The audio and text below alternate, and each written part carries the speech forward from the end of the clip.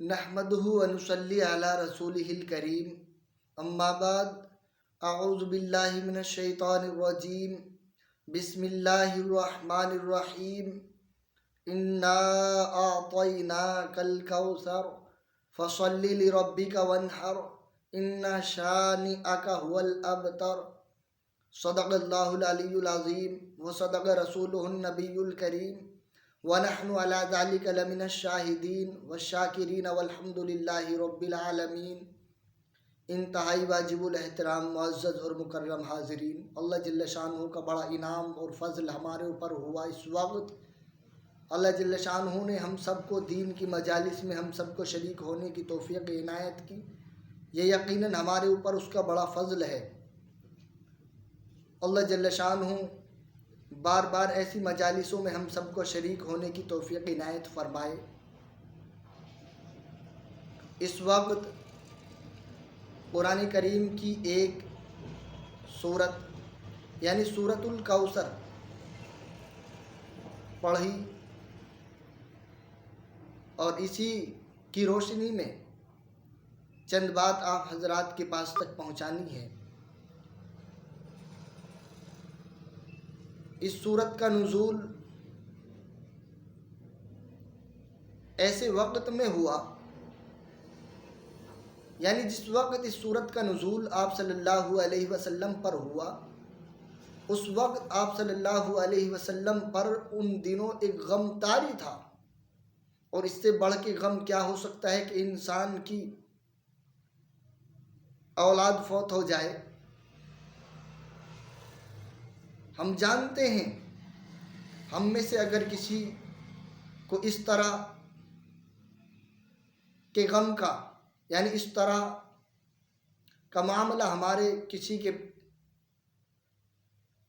سامنے آ جائے تو جانتے ہیں انسان کے اوپر کتنا اور کس طرح غم کا پہاڑ ٹوٹ کر گر جاتا ہے۔ ویسے بہرحال بتانا یہ ہے آج اس صورت کے تعلق سے۔ ویسے تو آپ صلی اللہ علیہ وسلم ہمت اور استقلال کے پہاڑ تھے۔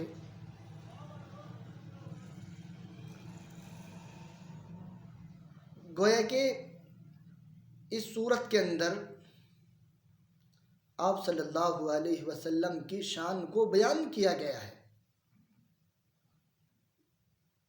ایسے وقت جب آپ صلی اللہ علیہ وسلم پر غم طاری تھا، اللہ رب العزت نے اس صورت کا نزول کیا۔ یہ آتا ہے کہ آپ صلی اللہ علیہ وسلم مسجد کے اندر تشریف فرما تھے، اچانک آپ کے اوپر وحی کی کیفیت طاری ہوئی۔ جب یہ صورت مکمل طریقے سے نازل ہو گئی، اس کے بعد آپ صلی اللہ علیہ وسلم نے تبسم کیا، یعنی آپ نے مسکرایا، اور مسکرا کر کے صحابہ کرام سے عرض کیا کہ آپ جانتے نہیں میں کیوں مسکرایا۔ حضرت انس رضی اللہ تعالیٰ عنہ جلیل القدر صحابی ہیں، عرض کرتے ہیں کہ یا رسول اللہ، آپ یعنی اللہ اور اس کا نبی ہم سے بہتر جانتا ہے کیوں مسکرائے آپ، ہم نہیں جانتے اس بارے میں۔ آپ صلی اللہ علیہ وسلم نے عرض کیا کہ اس وقت مجھ پر ایک سورت کا نزول ہوا ہے، اور یہ سورۃ الکوثر ہے، اور اس کے اندر اللہ جل شانہ نے مجھ کو ایک خاص چیز عطا کی ہے، اس کے بارے میں مجھ کو خوشخبری دی ہے کہ اے میرے محبوب، ہم نے آپ کو کوثر عطا کی، اور یہ کوثر کیا ہے؟ یہ نہر ہے، یہ حوض ہے، اس کے اندر پانی ہے، اور یہ آتا ہے کہ شہد سے زیادہ میٹھا اور دودھ سے زیادہ سفید ہے۔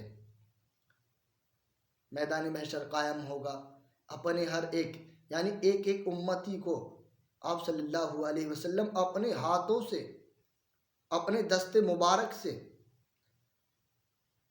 اس کا پانی عطا کریں گے، یعنی اس کا پانی پلائیں گے، اس کے ارد گرد سونے اور چاندی کے برتن یعنی پیالے رکھے ہوئے ہوں گے۔ حدیث پاک کے اندر آتا ہے کہ آسماں کے ستارے ان سے بھی کہیں زائد ان برتنوں کی، ان پیالوں کی تعداد ہوگی۔ اے میرے محبوب، ہم نے آپ کو کوثر عطا کی ہے، بس آپ نماز پڑھیے اور قربانی دیجیے، یعنی قربانی کیجیے۔ اور میں آپ سے بتاؤں، جب کوئی چیز، کوئی نعمت کسی کو میسر ہو جائے تو اس پہ حق بن جاتا ہے کہ وہ شکر ادا کرے، اور اس کے شکر کو ادا کرنے کا جو طریقہ بہترین ہے وہ یہ ہے کہ اس کی عبادت کی جائے، نماز ادا کی جائے۔ اور اگر اس سے زائد انسان کو توفیق ہو، اگر مالی اعتبار سے وہ اس لائق ہے، تو پھر قربانی کی جائے۔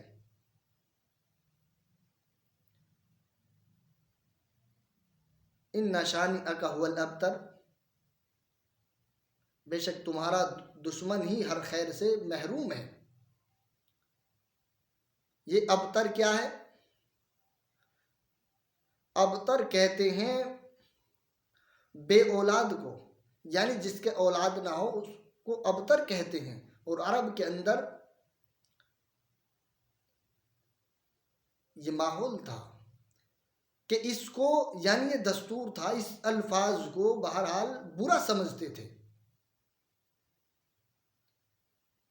آس ابن عاصم، جو کہ مسلمانوں سے بڑی دشمنی رکھا کرتا تھا، ابو جہل، ابو لہب، یعنی کفار مکہ میں، یعنی اس وقت کے مکے کے جو کفاروں میں، کافروں میں سردار سمجھے جاتے تھے، ان حضرات میں اس کی گنتی آیا کرتی تھی۔ آس ابن عاصم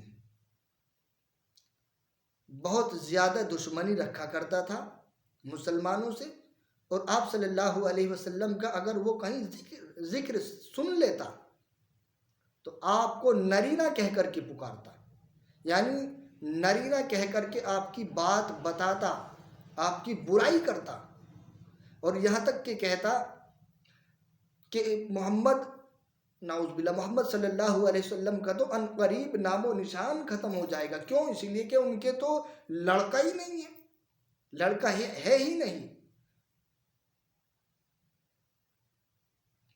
آپ صلی اللہ علیہ وسلم کے حضرت خدیجۃ الکبریٰ رضی اللہ تعالیٰ عنہ سے اولاد ہوئی، 4 صاحبزادی اور 2 صاحبزادے۔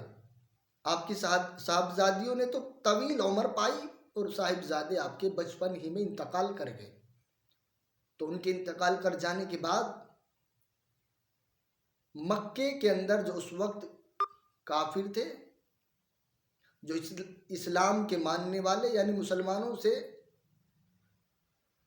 یہ دشمنی رکھا کرتے تھے، ان حضرات نے، یعنی ان دشمنی رکھنے والوں نے آپ کو طعنہ دیا،